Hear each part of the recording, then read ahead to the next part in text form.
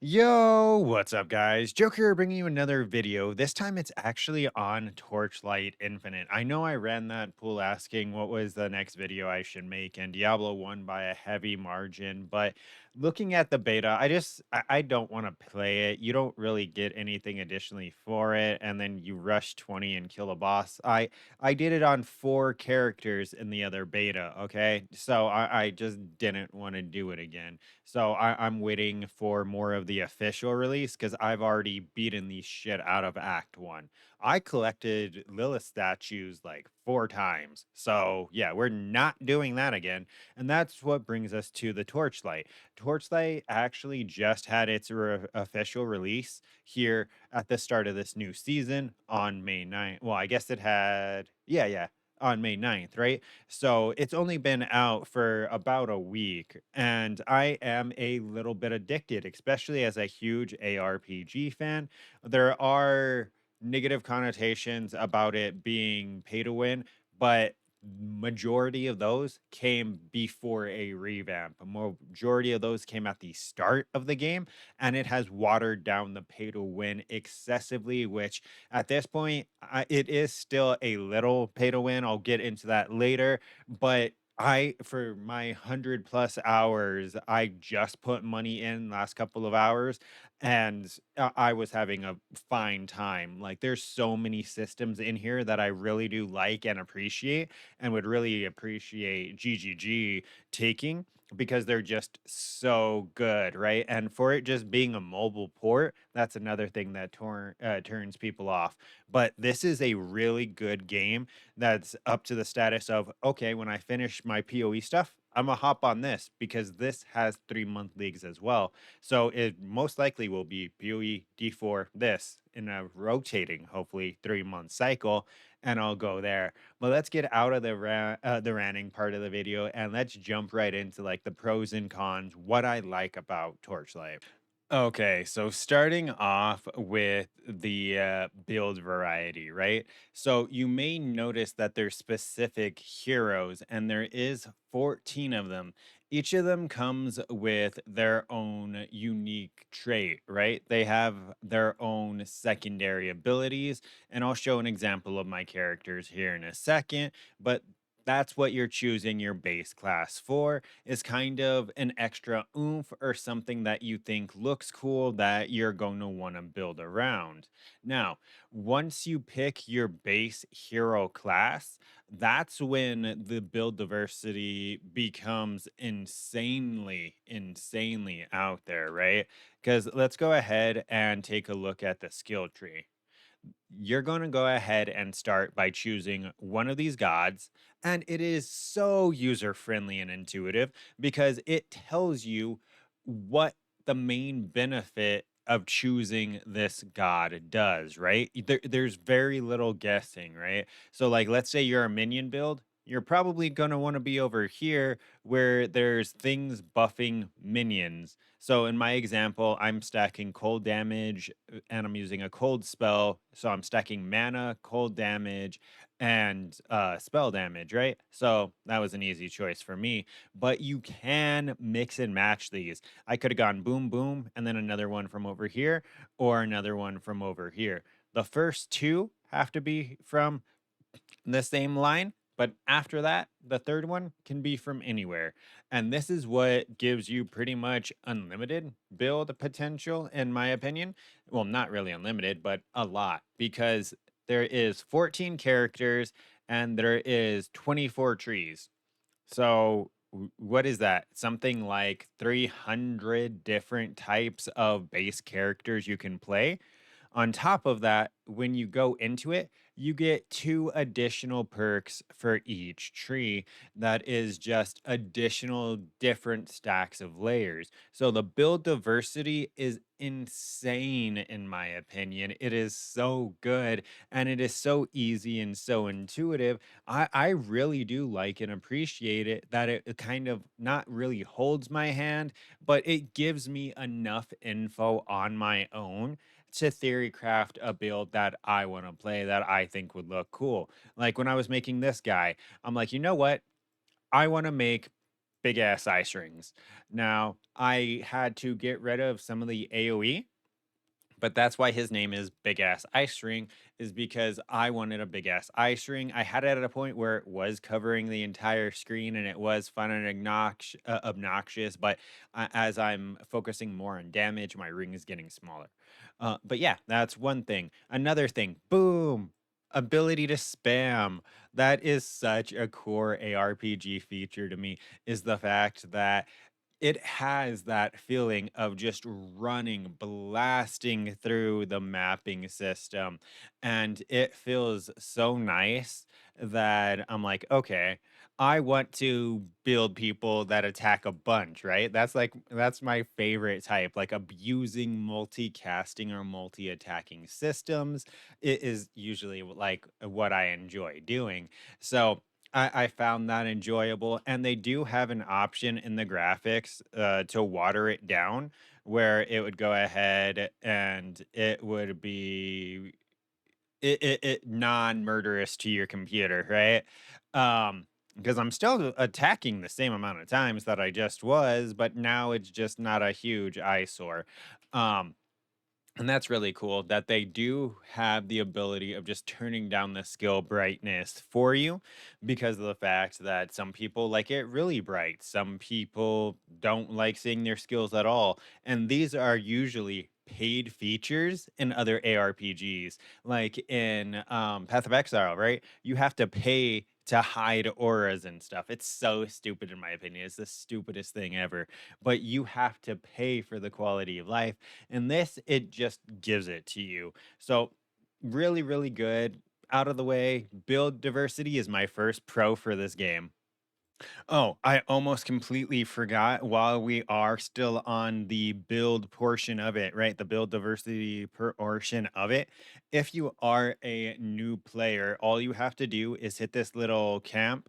Well, I guess Torchlight, and then it has newbie builds. So, for whatever, this is the brand new character. So, bad example. But if I go to my time wizard, it'll go ahead and give me a build to follow, as well as it does have a direct link to max roll to go ahead and help you out there additionally. So I just wanted to throw that out there. And then the other thing is, I wanted to go ahead and say my favorite feature in games is also stat stacking. And this does give me the ability to do that. So it has the ability of going from super. I have like no dex. What the hell? I'm strength based. That's why. I'm strength stacking since everyone else is doing a deck stacking version of her. I wanted to be a little bit different, and that's why I'm also using this instead of another skill that they're also using. But yeah, that's just pretty much it. The ability for you to bring builds from the bottom to the top is just so good, in my opinion. And the fact that they have the end game builds where you can go ahead and stack damage infinitely, essentially, because of the fact that it's just based on knowledge and money, not real life money, just money in the game. So let's jump over to my next thing real quick. I think it's going to be crafting. All right, so this is a new system that I believe they brought in this league for the official launch. And this is such a good crafting system. If you've ever played Last Epoch, it's a lot like theirs. It has some differences, but I'm a big fan of their crafting system as well. So I really do appreciate when they have the quality of life like this. So let me go over it real quick. First thing you're going to need is an item, whatever item that you want to use. And then it is going to have a certain amount of plasticity. This is going to be pretty much crafting potential. If this hits zero, you can no longer manually craft, but you can still craft on it. And I'll explain that in a second. So, this is where you would start. You would go ahead. I have to hop characters because this one doesn't have any money on it. Okay, bam. It's like we didn't miss anything at all. Okay. So once you've found your base, you put it in the crafter, and you can also do this directly from your inventory. So you can go ahead, and if you find an item you like on the ground, you can just craft it then and there, which is also really good in my opinion. But okay. So you throw it into the crafting menu, and then this is going to be essentially chaos spamming. However, you can go ahead and pretty much manually fracture an item, and then when it chaos spams it, when it rolls it again, your fractured item is still there. Your fractured mod. You can, as the item level goes up, it goes from being able to fracture one to being able to fracture two. So essentially, normally what you would do is, this is a bad example, and these are pretty much divines, so I'm not going to do it. But you would go ahead, and then once you find the second mod that you want, and you can revert at any point as long as you haven't left the menu. Okay, that's pretty good. That's T2 attack speed, and it has int. Okay, so that's all right. So for an example, right, at this point, I could go ahead and either do one of two things. I could bench craft something onto it right here. Or if I have more currency, I can target craft something onto it. Think of this like augmenting with harvest, how it used to be, right? You would go ahead and just specifically say, add a defense modifier, add a attack modifier, add a so on and so forth, right? And then you can use this to finish up the item. This is a bad example because you'd normally want like T2 in as well. But then I would just go ahead and slam on either an elemental damage, or I would slam on, what's something else good that I can slam on? I don't have a build plan for this. I could try to slam on another stat stacking. I could slam on multi strike, which is multi strike from PoE, right? Multi strike. And then I could try slamming another stat, elemental damage. So it's really, really, really good. It's really easy. It's so user friendly. Like for an ARPG to have this, I think it is on par, if not better than Last Epochs, because Last Epochs is still kind of in my opinion. Like it can have some tweaks, and I'm going to be playing that because apparently there's like a new release soon too, but for like 9.1 or something, or 0.9.1, whatever, one of those.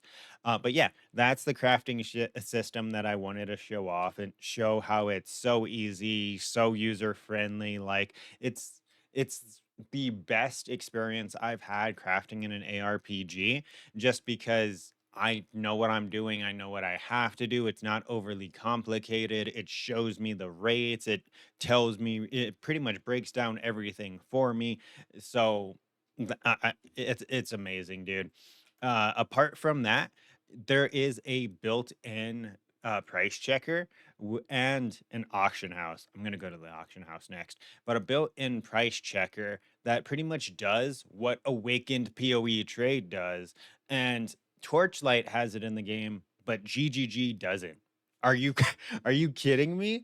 Like, they have it integrated. Well, I mean, I guess they don't have a auction house in PoE, and that's probably where it's pulling the price. Well, no, that's definitely where it's pulling the prices, but still. And with this, you do not unlock the auction house until level 60. So even if you're a new player and you're trying to pay to win, you can't really even go into the auction house until PoE died for this. Oh my god, that's amazing. You can't even go into the auction house until you beat the game. And really, you don't have a really need to have a reason to anyways, but that's going to be those. Next thing I'm going to show is the mapping system, I think. All right, so here we are, right? I went ahead and I cleared the map, and here's my cube. I have 3 pools since each pool is 20. However, if I hit this cube, it's going to give me a super rare reward, and then it's going to give me the ability to chance doubling it, doubling everything I get, right? Now, before I would have saw this menu, right? It would have procced right here. The pet would have procced and tripled everything. So instead of 4, this would have been 12. And look at this like divines, right? These are divines. So it would have been 12 divines I had a chance at just for having the pet. And on top of that, I would have the potential of if I hit the cube to double it again. So I could have gotten 48, 50 divines from an RNG roll off of a pet, even though the only thing that gated that was money. So that's where a part of the pay to win comes in, right? Is because of the fact that how do you get the spins? You buy them. Okay, like I was saying, you have to buy the spins, right? Which isn't always 100% the case, just because of the fact that it does give you a decent amount of free rewards. I got all my pets majorly from just playing last season when I played, and then this season as well.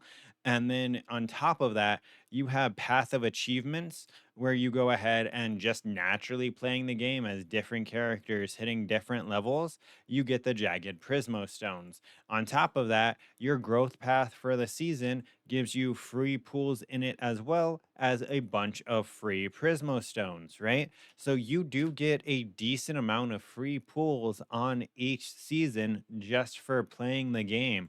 Like there's even a season challenge over here. This unlocks characters so you don't have to buy them. This gives you revives, which I don't even think you can buy. And then this gives you respec points that will allow you to you know, not have to pay for those or not have to waste them. On top of that, look at this. Boom, boom, boom. So there is a large amount of free rewards that you do actually get. And I think it's just overshadowed by the quote unquote pay to win stuff because, yes, when you log in, these are the first things that pop in your face. Like, hey, go pay for skins or go pay for pets. In my opinion, they shouldn't pop up, but it is a ported mobile game right now. So they may actually remove that. But that all in all is pretty much my opinion of Torchlight Infinite. It has been a really fun experience. I'm going to play it for a while, probably till the release of D4, unless something happens with Last Epoch. And then, depending on how season 3.22 of PoE goes, I may be playing D4 and then Torchlight instead of PoE and then Torchlight. But yeah, that's pretty much it. I just wanted to go ahead and make this video because it's slept on, right? Shout out Maxroll slash Torchlight. Give me money and I'll play more on stream. No, I'm just kidding. But yeah, that's pretty much it. Leave your opinion down in the opinion in the comments if you have it, if you disagree, if my video made you want to try it because of some of the systems I showcased or one of my two characters that I briefly showcased. I do have another one that's built, but it's when I was learning and he's really bad. Didn't want to show him off because I don't want to respec him and it would cost money. It's a big thing. But yeah, that's pretty much it. Don't forget to like, comment, and subscribe to stay up to date with this and future videos. And until next time, take care.